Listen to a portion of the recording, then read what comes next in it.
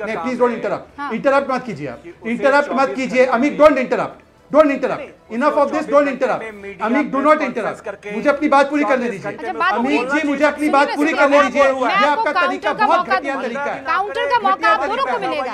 अमिक जामई, अमिक जामई, अमिक जामई, अमिक जामई, this is not the way. 30 seconds मैं आपको दूंगी, मतलब इनका हर बार इस प्रकार का नॉनसेंस चलता है हर डिबेट में। एक सेकंड रुक जाइए, मुझे अपनी बात पूरी करने दीजिए रुबिका, एक लास्ट बात है उसके बाद आप पूछिए। 5 सेकंड में अपनी बात प्लीज फिनिश कीजिए।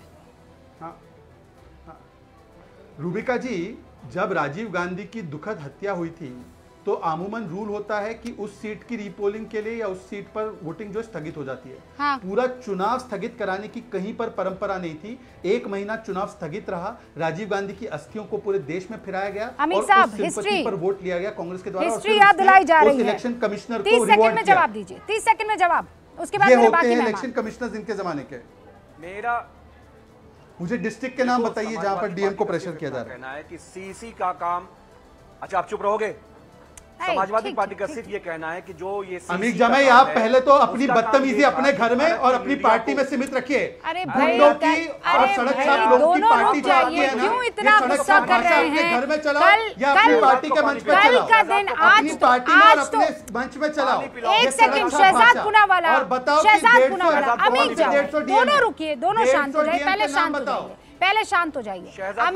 अमिक जामई की बारी है, पहले वो बोल ले, उसके बाद मैं आपको मौका दूंगी ना। ओके शहजाद रुकिए 1 सेकंड, जामई। अच्छा हमारे दोस्त को पानी पिला दीजिए पहले। मेरा सिर्फ ये कहना है कि जो सीसी है हमारा, उसका काम ये था कि भारत के लोगों ने 15 दिन, चाय पिलाइए, चर्चा कर लीजिए, 10 से 15 दिन उसने लगाया। जो आंकड़े आए थे भारत की मीडिया को, हम कह रहे हमें मत बताओ, भारत की मीडिया में प्रेस कॉन्फ्रेंस होल्ड करके 48 घंटे में आप आंकड़े सामने रख देते। आप 10 दिन क्या कर रहे थे? ये सीसी का काम है। शायरी करिए, बड़ी अच्छी बात है, लेकिन जो फर्ज है उसकी अदायगी करिए। 24 घंटे जो साइलेंस पीरियड होता है, क्या ये पीरियड आदरणीय राहुल जी के लिए, क्या ये पीरियड आदरणीय अखिलेश यादव जी के लिए था कि वो 48 घंटे वो ड्रामा करते? प्रधानमंत्री हमारे जाके वहां पर, आप घर के अंदर नमाज पढ़ो, पूजा करो, कुछ करो, माथा फोड़ लो। 24 घंटे टेलीविजन लाइव क्यों करेगा कि जब वो साइलेंस पीरियड है जिसमें प्रधानमंत्री चुनाव को प्रभावित कर रहे थे? लेकिन ये इलेक्शन कमीशन कविताएं सुना रहा था, कविताएं।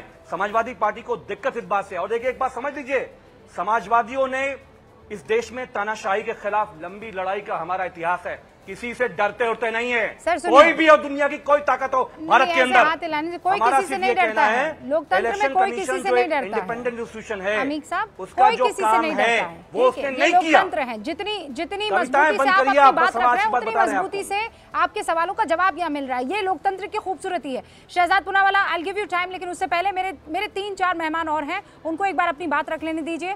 हमारे साथ यहाँ पर आरजेडी की प्रियंका भारती हैं। प्रियंका जी, ये क्या बात हुई कि अभी से इस बात को मान लेना कि ये तो पक्षपाती चुनाव आयोग है?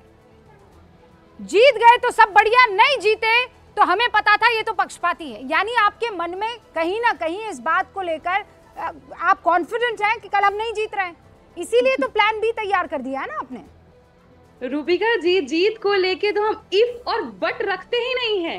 ये श्योर है कि हम जीत रहे हैं, क्योंकि जो एग्जिट पोल आ रहा है वो एग्जिट पोल भाजपा के कार्यालय से आ रहा है। जनता के एग्जिट पोल में कल ये एग्जिट पोल का भी एग्जिट हो जाएगा, क्योंकि हम चुनाव मुद्दों पर लड़ रहे थे। हम चुनाव लड़ रहे थे बेरोजगारी पे, महंगाई पे, गरीबी पे, भूखमरी पे, और आज भी हम उसी पे डटे हुए हैं। आपने देखा होगा कि कल का ही न्यूज आ रहा है कि 5% टोल टैक्स को बढ़ा दिया गया है, और साथ ही साथ दूध के दामों में भी 2 रुपए की बढ़ोतरी हुई। तो इसके खिलाफ हम लड़ रहे हैं। कहा जाता था पहले कि प्याज के दाम जब देश में बढ़ते थे तो अच्छी सरकारें धराशायी हो जाती थी, पर शायद आज बहुत लोगों को फर्क नहीं पड़ता है जिनके घरों में दूध और प्याज पहुंचा रहे हैं भाजपा के कार्यालय से लोग। लेकिन जनता हमारे साथ आ चुकी थी। आपने देखा होगा अरुणाचल प्रदेश में क्या हो रहा था, कैसे जीत गया अरुणाचल प्रदेश?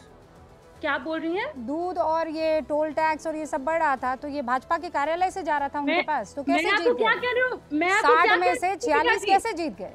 रूबिका जी, मैं आपको क्या भाजपा के कार्यालय से पहुंच रहा था उनके पास। जनता इतनी गुलाम हो ही नहीं सकती है। तो अरुणाचल प्रदेश की जनता गुलाम है, उसको वो वोट दे। अरुणाचल प्रदेश की जनता गुलाम है। और पूरे देश की जनता के सवाल का जवाब दीजिए ना प्रियंका जी। अरे कल मैं तो बहुत दूर जा भी नहीं रही हूँ, अरुणाचल प्रदेश के नतीजे कल ही आए हैं, जनता गुलाम है अरुणाचल प्रदेश की।